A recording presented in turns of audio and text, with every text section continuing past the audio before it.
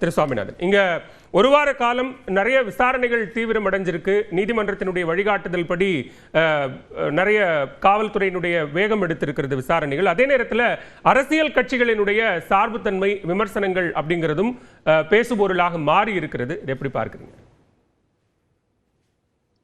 நிச்சயமா நடிகர் விஜய் அவர்களுக்கு இது ஒரு பெரிய ஒரு துயரமான சம்பவம். செந்தில்வேலன் குறிப்பிட்டதை போல அவர் குறைந்தபட்ச அறத்தோட கூட இதுல விஜய் அவர்கள் இல்ல.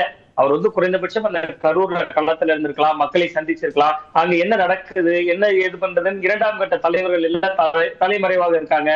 தமிழக அரசு ஒரு தனிப்படை அமைச்சிருக்கு, தொடர்ந்து விசாரணை கமிஷன்கள் அமைக்கப்பட்டிருக்கு, நீதிமன்றம் கண்டிக்குது. இவ்வளவும் நடக்கின்ற பொழுது அவர் தரப்புல பாஜக அவருக்கு அனுசரணையாக தொடர்ச்சியா வாய்ப்பு கொடுக்குறாங்க. உண்மையிலே நான் சூர்யா அண்ணன் அவர்களை பாராட்டுறேன். எனக்கு உள்ளபடியே ரொம்ப மகிழ்ச்சியா இருந்துச்சு அவர் பேசுகிற பொழுது. இப்படியும் கூட ஒரு குரல் பாஜகக்குள்ள இருந்து இருக்கு அப்படின்னு நினைக்கிறப்ப தாவேக்காவும் ஒரு நேர்மையான ஒரு அறத்தோட விமர்சனம் செய்தார். இல்ல, அது உண்மையிலேயே அவர் ஒரு நடுநிலைத்தன்மையோட அவர் சொன்னாரு. அதுக்கு ஒரு பாராட்டு தெரிவிச்சுக்கிறேன். அப்ப அதுல மிக மிக முக்கியமா என்னன்னா, இன்னைக்கு இந்த அளவிற்கு ஒரு சிக்கல் எழுந்திருக்கக்கூடிய நிலையில ஒரு ஹேமமாலினி அவர்களுடைய அந்த தலைமையில அந்த கமிட்டியா இருக்கலாம், இது எல்லாமே பாஜக இதுல அரசியல் செய்தானா, அரசியல் செய்யறதான அரசியல் கட்சிகளோட வழக்கம். இதே தமிழக முதல்வர் அவர்கள் மு க ஸ்டாலின் அவர்களே எதிர்கட்சியாக இருக்கிற பொழுது ஒரு விஷயம் கேட்டிருந்தார். எதிர்கட்சிகள் அரசியல் தானே செய்வாங்க, அவியலா செய்வாங்க அப்படின்னு கேட்டிருந்தாங்க. அதே போலதான் பாஜக கிடைக்கிற வாய்ப்புகளை எல்லாம் அவங்க பயன்படுத்துறதை தவிர வேற வழி இல்லை. அப்ப அவர்கள் அதை ஒரு வாய்ப்பா தான் நினைக்கிறாங்க பாஜக. ஓகே, இது விஜய் இந்த விவகாரத்தில் அறம் தவறிவிட்டார் அப்படின்னு நீங்க தொடங்குனீங்க இல்லையா? அப்ப பாஜகவினுடைய மூத்த தலைவர் எச் ராஜா போன்றவர்கள் அவர் தாமதமாக வந்ததில் என்ன தவறு, விஜய்க்கு பின்னால் நாங்கள் இருக்கிறோம் அப்படிங்கிறது கிட்டத்தட்ட ஒன்னாகலையா? இல்ல, இது அதான் நான் சொல்ல வரேன். அதாவது அவர்கள் ஒரு அரசியல் நோக்கத்திற்காக மட்டும்தான் அப்படி சொல்றாங்க. இதே செந்தில்வேலன் குறிப்பிட்டதை போல மெர்சல் திரைப்படம் வருகிற பொழுது அவர் ஜிஎஸ்டி பிரச்சனையை பேசினார்னு விஜய் அவர்களை ரொம்ப பகிரங்கமா விமர்சித்தவர் தான் லட்சராஜா அவர்கள். அதுல ரொம்ப குறிப்பா அவர் ஜோசப் விஜய் என்கிறத முதல்ல வெளியிட்டார், அறிக்கையா வெளியிட்டாரு. லட்சராஜா பதிலுக்கு விஜய் ஒரு அறிக்கை வெளியிட்டார். விஜய் அவர்கள் வெளியிட்ட அறிக்கையிலையும் ஜோசப் விஜய் என்றே பெயரை குறிப்பிட்டிருந்தார். தன்னோட பெயரை அவர் இதுவரை எங்கேயுமே ஜோசப் விஜய் வெளிப்படுத்துறது இல்ல. ஆனா அந்த மெர்சல் திரைப்பட பிரச்சனையின் போது லட்சராஜா அவர்களுக்கு பதிலடி கொடுக்கிற பொழுது அவர் அதே பெயரை குறிப்பிட்டிருந்தார். அப்ப பாஜக இதை தன்னுடைய அரசியல் லாபத்திற்கு, இப்ப நீங்க திராவிட முன்னேற்ற கழகத்திற்கு எதிர்ப்பு இருக்கா? பாஜகவினுடைய மாநில தலைவர் இல்ல, விஜயை காப்பாற்றுவதற்கு பாஜக ஒன்றும் நீதிமன்றம் தவறு செய்திருந்த விஜயை காப்பாற்றுவதற்கு பாஜக ஒன்றும் நீதிமன்றம் அல்ல அப்படிங்கிறாரு. அப்ப விஜய் தவறு செய்திருக்கிறார் அப்படிங்கறத நயனார் நாகேந்திரன் என்டாஸ் பண்றாருல்ல. இல்ல, அதாவது பாஜகவை பொறுத்தவரை நான் எப்படி பாக்குறேன்னா, பட்டிமன்றத்தினுடைய இரு குழுக்களை போல அவர்களே இரு அணிகளாக பிரிந்து கொண்டு அந்த அணிகள்ல ஒரு தரப்பினர் ஆதரவாகவும் ஒரு தரப்பினர் எதிராகவும் பேசுறாங்க. இது ஒரு வகையில மக்கள் கிட்ட ஒரு கருத்துருவாக்கம் பண்றதுக்காக பாஜக அந்த வித்தையை கையாளுறதா நான் ஒரு ஊடகவியலாளராக எனக்கு அப்படி தோன்றுகிறது. ஏன்னா நீங்க அண்ணாமலை அவர்கள் ஒரு வாய்ஸ்ல பேசுவாரு, நயனார் நாகேந்திரன் அவர்கள் ஒரு வாய்ஸ்ல பேசுவார். இது தமிழக பாஜகவுக்குள்ள அவங்க செஞ்சுட்டு இருக்கக்கூடிய ஒரு வித்தை தான். அந்த வித்தையை தான் அவங்க விஜய் அவர்களுக்கும் பொருத்தி பாக்குறாங்க. இன்னைக்கு விஜய் அவர்களை ஒரு தரப்பினர் ஆதரவாகவும் ஒரு தரப்பினர் எதிராகவும் பேசுறாங்க. அதுல ரொம்ப ரொம்ப முக்கியமா இன்னைக்கு விஜய் அவர்களுடைய அந்த தாமதமாக வந்தத எல்லா விஷயத்தையும் இவர்கள் தமிழக அரசினுடைய தவறாகவே இவங்க திரும்பி திரும்பி சுட்டி காட்டுறாங்க. இதுக்குள்ள இன்னொரு ஒரு உள்ளரசு இருக்கு சார். இப்ப நீங்க எடப்பாடி பழனிசாமி அவர்கள் கிட்டத்தட்ட ஒரு 160 தொகுதிகளுக்கு மேல பிரச்சாரத்துக்கு போயிட்டாரு. கிட்டத்தட்ட 55 நாட்களுக்கு மேல அவரும் பரப்புரையில தான் இருக்காரு. திமுக எதிர்ப்பு மனநிலையை அவர்களால கடைக்கோடி வரைக்கும் விதைக்கிறதுல பெரிய சிரமம் இருந்துச்சு அதிமுக பாஜக அணிக்கு.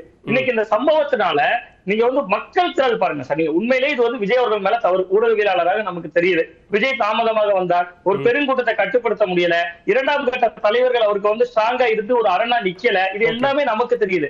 பட் கிரவுண்ட்ல மக்கள் கிட்ட இது உண்மையிலே திமுக மேல ஒரு எதிர்ப்பு மனநிலையை தான் உருவாக்கி இருக்கு களத்துல. அது கரூரா இருந்தாலும் சரி, தமிழ்நாடு முழுவதுமா இருந்தாலும் சரி, விஜய் வரதான செஞ்சாரு, விஜய் வருகிற பொழுது இவங்க பண்ணலி, அப்படிதான் மக்கள் மத்தியில அது ஒரு எதிர்ப்பு மனநிலையை தான் உருவாக்கி இருக்கு. அப்ப அதை பாஜக அறுவடை பண்ணணும் அப்படின்னு நினைக்கிறாங்க.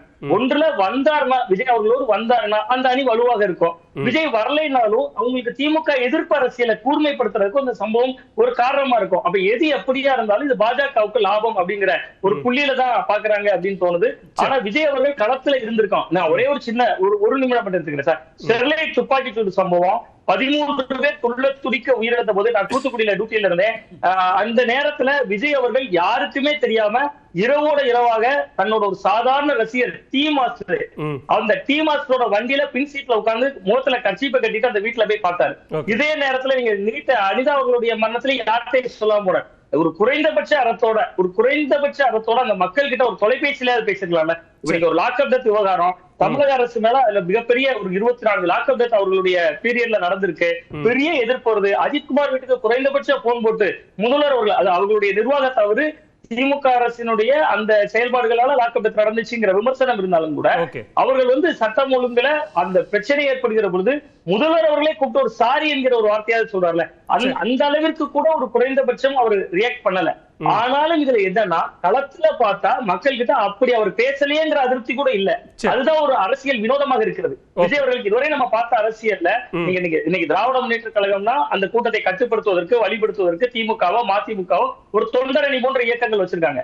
பாஜக கூட அந்த RSS கூட்டங்கள்லாம் பார்த்தா சுயம் சேவக்குங்கிற பேர்ல ரொம்ப தீவிரமா களத்துல இருந்து கிரவுண்ட்ல ஒழுங்குபடுத்துவாங்க. நீங்க பாத்தீங்கன்னா அவங்க போகின்ற பொழுது கூட சேர் டேபிள் எல்லாம் எடுத்து வச்சுட்டு கூட போற அளவுக்கு கல்ச்சர் இருக்கு. ஆனா விஜய் கட்சியில அப்படி எந்த கட்டமைப்புமே இல்லாத அளவுக்கு ஒரு எதிர்ப்பாகவும் உருவாகல அப்படின்னு. சரி, பேசுவோம். திரு சூர்யா, இங்க அபீசுல்லா, செந்தில், சுவாமிநாதன் 3 பேரும் எழுப்பக்கூடிய அந்த கேள்விதான். விஜய் என்ன குற்றம் செய்தார், அவருக்கு துணையாக நாங்கள் நிற்போம் அப்படிங்கிற ஒரு குரல் வருவதே அரசியல் தானே, இந்த சூழலை ஒரு அரசியல் சுயலாபத்திற்காக பயன்படுத்துகிற மாதிரி அது இல்லையா அப்படின்னு கேட்கிறாங்க. இல்லை, இங்கே பொதுவா அதிமுக, தாவேகா ஆகட்டும், இல்லை பாஜக ஆகட்டும், இன்னும் பிற கட்சிகளாகட்டும், திமுகவினுடைய நிர்வாக செயல்பாடு, உளவுத்துறையினுடைய ஃபெயிலியர், இதை பற்றி தான் தொடர்ந்து பேசிகிட்டு இருக்கோம். இப்போ ஹெச் ராஜா அவர்கள் பேசுவதை நீங்கள் மையக்கருவாக எடுத்துக்க முடியாது. ஏனென்றால் அவர் இந்த நிகழ்வுக்காக பேட்டி கொடுக்கவில்லை.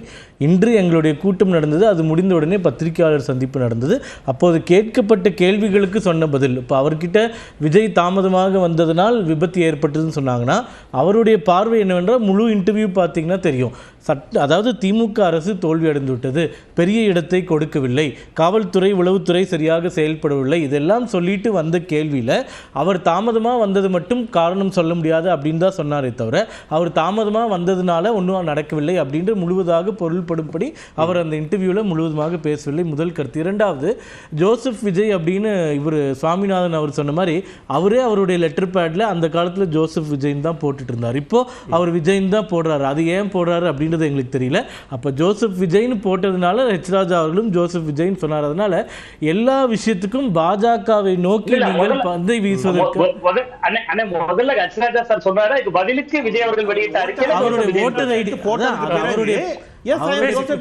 அவருடைய பேர் தான் போட்டு. இப்போ நான் என்ன கேட்கிறேன்னா, இந்த நிகழ்வுக்கும் பாஜகவுக்கும் முதல்ல என்ன தொடர்பு இருக்கு? எல்லா பந்தையும் தூக்கி பாஜக மேல போட்டுட்டு நம்ம அக்கௌண்டபிலிட்டியிலிருந்து, அதாவது முதல்வர் நேற்று பேசியது நீதிமன்றம் இந்த மாதிரி மிகவும் சமற்றி அடி கொடுக்க போகிறது, அதாவது திமுக அரசிற்கு இது எவ்வளவு பெரிய அவமானம், அவர்களுடைய விசாரணை மீது நம்பிக்கை இல்லாமல் கேள்விக்குள்ளாகுது. இங்க காங்கிரஸ்ல இருந்து எம்பிக்கள் குழு உடனடியாக வந்ததும் தானே அந்த கேள்விக்குள்ள பொதுச் செயலாளர் இருந்தாரு, மார்க்சிஸ்ட்ல இருந்து நேற்று குழு போனாங்க, எல்லா கட்சியில இருந்து போயிட்டு வந்துட்டு தான் இருக்காங்க.